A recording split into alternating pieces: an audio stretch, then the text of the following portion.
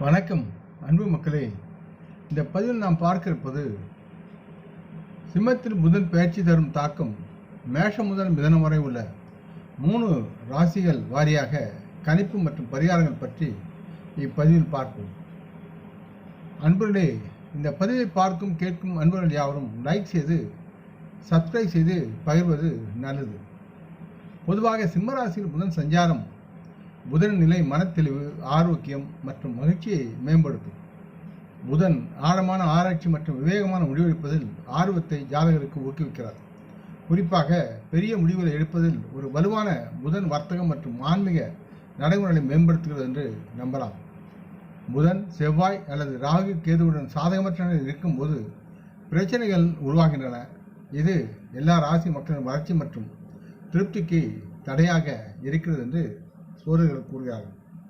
இந்த முறை புதன் செப்டம்பர் 4, 2024 அன்று 11:31 நேரத்துக்கு சிம்மராசிக்கு மாறுகிறார். சிம்மராசியில் புதன் பயிற்சி ஒவ்வொரு ராசியிலும் ஏற்படும் தாக்கம் பற்றி விரிவாக இப்பதிவில் நாம் பார்ப்போம். சிம்மத்தின் புதன் சஞ்சாரம் 2024 ராசி பலன் பற்றி பார்க்கும்போது மேஷராசி மக்களுக்கு புதன் 3வது மற்றும் 6வது வீடுகளை ஆளுகிறது. மேலும் இவர் சிம்மத்தில் புதன் சஞ்சாரத்தின் போது 5வது வீட்டில் செல்கிறார்.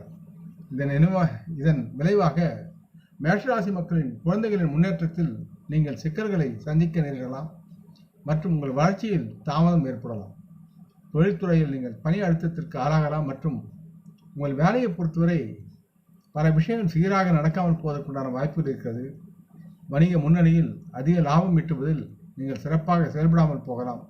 மேலும் மேஷராசி மக்களுக்கு இது ஒரு பிரகாசத்தை குறைக்கலாம் என்று எதிர்பார்க்கப்படுகிறது. பொருளாதார நிதி ரீதியாக நீங்கள் எதிர்பார்க்காத இந்த நேரத்தில் திடீர் செலவுகளை சந்திக்க நேரிடும். தங்கள் உறவு முறையில் உங்கள் வாழ்க்கை துணையின் மீதான உங்கள் அன்பு அவர்களை ஈர்க்காமல் போகலாம் மற்றும் வசீகரம் இல்லாமலும் இருக்கலாம். தங்களின் ஆரோக்கியத்தில் உங்கள் குழந்தையின் ஆரோக்கியத்திற்காக அதிக பணம் செலவழிக்க வேண்டியிருக்கிறது. இருப்பினும் நலமாக வாழக்கூடிய சூழலும் இருக்கிறது. பரிகாரமாக தினம் நாராயணனுடைய நாமத்தை உச்சரிப்பது உங்களுக்கு நலமாக இருக்கும். அடுத்து ரிஷபம். ரிஷபராசி மக்களுக்கு 2வது மற்றும் 5ஆம் வீடுகளுக்கு அதிபதியான புதன் 4ஆம் வீட்டில் சஞ்சரிக்கிறார். இதன் விளைவாக சிம்மத்தில் இந்த புதன் சஞ்சாரத்தின் போது நீங்கள் உங்கள் வசதி அதிகரித்து ஒரு பாதுகாப்பான வாழ்க்கையை நடத்த முடியும், மேற்கொள்ள முடியும், மகிழ்ந்து வாழ முடியும். உங்கள் தொழிலை பொறுத்தவரை உங்கள் சொந்த முயற்சியின் விளைவாக நீங்கள் வளர்ச்சி மற்றும் சாதனைகளை அனுபவிக்கலாம். வணிக முன்னணியில் நீங்கள் உங்கள் போட்டியாளருக்கு வெற்றிகரமான போட்டியாளராக இருக்கக்கூடிய சூழலும் இருக்கிறது மற்றும் அதனால் அதிக லாபம் ஈட்டலாம். பணத்தின் முன் நீங்கள் அதிக பணத்தை பெறுவதற்குண்டான சூழலும் இருக்கிறது மற்றும் சேமிக்கும் செய்யலாம். உங்கள் குடும்பத்திற்காக நல்ல பணம் செலவழித்து நலமாக வாழலாம். தனிப்பட்ட அளவில் நீங்கள் எல்லா நேரங்களிலும் உங்கள் வாழ்க்கை துணையின் ஆதரவை பெற்று நலமாக வாழ்வீர்கள். இதன் மூலம் தங்களுடைய தாம்பத்தியத்தில் பிணைப்பு வளரும். தங்களின் ஆரோக்கியத்தை பொறுத்தவரை உங்கள் பங்கில் அதிக ஆற்றலுடன் உற்சாகத்துடன் நீங்கள் நல்ல ஆரோக்கியத்துடன் இருப்பீர்கள் என்று நம்பலாம். பரிகாரம் என்பது ரிஷபராசி மக்களுக்கு புதன் கிரகத்திற்கு, அதாவது புதன் அன்று விநாயகரை வணங்கி அவரது நாமத்தை உச்சரியுங்கள், யாவும் நலமாகும். அடுத்து மிதுனம். மிதுனராசி மக்களுக்கு முதல் மற்றும் 4ஆம் வீடுகளின் அதிபதியான புதன் 3ஆம் வீட்டில் சஞ்சரிக்கிறார்.